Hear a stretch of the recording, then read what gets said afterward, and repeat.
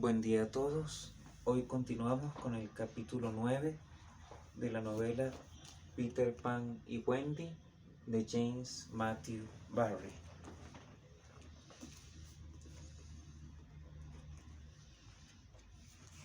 Capítulo 9. El ave ilusión. El último rumor que oyó Peter Pan antes de quedarse completamente solo fue el de las sirenas al retirarse una tras otra a sus habitaciones de debajo del mar.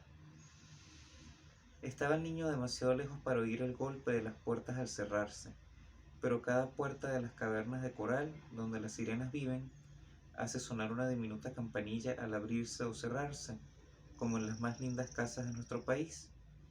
Y Peter Pan pudo oír perfectamente el sonido de esas campanillas.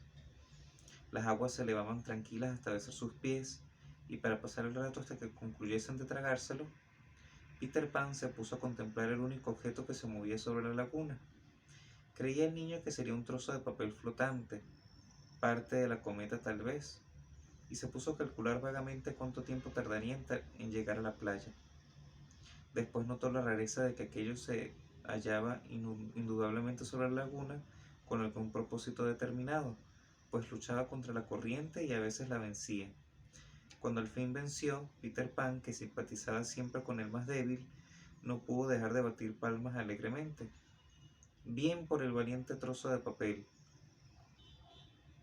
Pero no era un trozo de papel, era el ave ilusión haciendo desesperados esfuerzos sobre su nido para alcanzar a Peter Pan, y que, moviendo las alas de un modo que había aprendido en el tiempo que hacía que el nido se cayera al agua, guiaba hacia la roca su extraña embarcación. Cuando Peter Pan reconoció al pájaro, este cansado ya no podía más. Se dirigía allí para salvarle, para darle su nido, aun cuando había huevos dentro de él. Era tanto más maravillosa la conducta de la ilusión si recordamos que, aunque Peter había sido bueno con ella, algunas veces también la había atormentado. Mas acaso, como el ave era madre, lo mismo que la señora Gentil y que todas las madres, se mostraba tierna con Peter Pan porque el niño tenía todavía todos sus primeros dientes. El ave gritó diciendo a lo que había ido, y el niño gritó preguntando qué era lo que ella hacía allí. Pero como es natural, ni el ave ni el niño entendían el lenguaje del otro.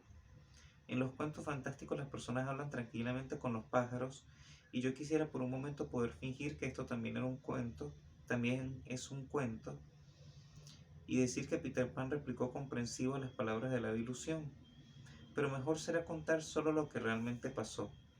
Y lo que pasó fue que no solo no se pudieron entender, sino que se olvidaron de sus buenos modales. «Yo quiero que entres en el nido», gritó el ave con tanta lentitud y claridad como le fue posible. «Y entonces podrás llegar a la playa, pero estoy demasiado cansada para acercarlo más a ti, así es que debes tratar de nadar hasta él». «¿Pero qué estás graznando ahí?», repuso Peter Pan. «¿Por qué no dejas que el nido flote como de costumbre?». «Es que quiero que», empezó a decir el ave, y repitió el discursito de antes. Entonces Peter Pan fue quien dijo lenta y claramente: «¿Qué estás graznando ahí?», y todo lo demás que ya sabemos. El ave ilusión se indignó. Los dos tenían poca paciencia. «Badulaque, grajo insignificante», chilló, «¿por qué no haces lo que te digo?». Peter Pan comprendió que el pájaro le insultaba y replicó con viveza, aunque al azar: «Lo mismo eres tú». Entonces, cosa curiosa, los dos dijeron la misma frase: «A callar, a callar». Sin embargo, el ave ilusión estaba decidida a salvar al niño, y haciendo un último potentísimo esfuerzo, impulsó el nido hacia la roca y enseguida voló, abandonando sus huevos para hacer más patente su idea. Comprendió entonces Peter Pan, se agarró al nido y con una mano dio gracias al ave, que revoloteaba ya sobre su cabeza. Mas no era para recibir la expresión de su agradecimiento, por lo que el ave ilusión permanecía así suspensa en el espacio. No era tampoco para verla entrar en el nido, era para ver lo que hacía con sus huevos. Había en el nido 2 grandes huevos blancos. Peter Pan los cogió y reflexionó un instante. El ave se cubrió los ojos con las alas para no ver el fin de sus huevos, pero no pudo evitar el mirar por entre las plumas.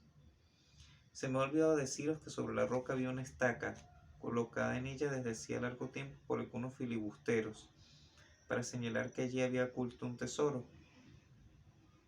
Los niños habían descubierto el centellante montón que formó el tesoro, y cuando estaban de broma solían, para divertirse, echar a puñados las monedas de oro, los diamantes, las perlas y las piedras preciosas a las gaviotas, que se arrojaban sobre ellas creyéndolas comida, y que salían enseguida volando apresuradamente, rabiosas por la broma de que habían sido víctimas.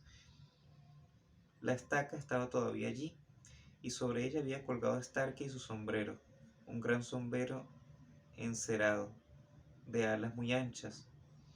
Peter Pan colocó los huevos dentro de aquel sombrero y lo dejó sobre la laguna. Flotaba admirablemente. El ave Ilusión vio enseguida la acción del chiquillo y lanzó un grito de admiración por él.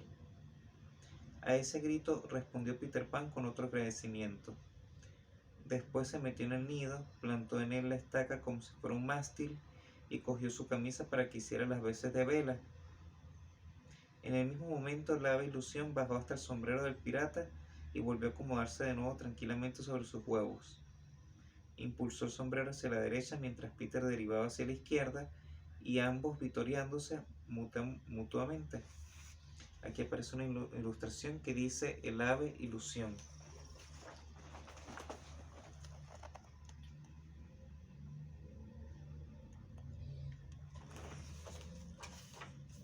Al desembarcar, Peter Pan colocó su improvisada nave en un lugar en el que el ave Ilusión pudiera hallarla con facilidad. Pero el sombrero había sido tan del gusto del pájaro que el ave Ilusión abandonó por él su nido. En el sombrero vivió con sus pajarillos hasta que se rompió en 1000 pedazos. Y Starkey solía llegar con frecuencia a la playa para mirar con amargura cómo el ave estaba tranquilamente acomodada sobre su sombrero. Como ya no hemos de verla más, merece la pena de que hagamos constar que desde entonces todos los descendientes de la ave Ilusión hacen su nido en un sombrero de alas anchas, sobre las cuales pueden pasear sus pequeñuelos.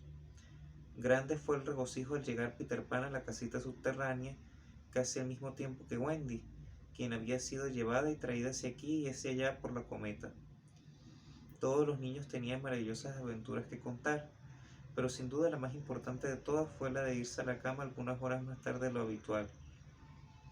Esto los enorgulleció tanto que intentaron 1000 pretextos para conseguir permanecer en pie todavía más tiempo, y se les ocurrió que Wendy les vendara las heridas y otras cosas por el estilo. Pero su madrecita, contenta ya de tenerlos a todos en casa de nuevo, sanos y salvos, estaba escandalizada de lo avanzado de la hora y exclamó: a la cama, con una entonación que no podía menos de ser obedecida. Al día siguiente, en cambio, se mostró tierna con ellos. Los vendó uno por uno y les permitió jugar hasta la hora en que, cojeando y con los brazos en cabestrillo, se fueron a dormir. Y así concluimos con el capítulo 9 de Peter Pan y Wendy, novela de James Matthew Barrie. Gracias por escuchar.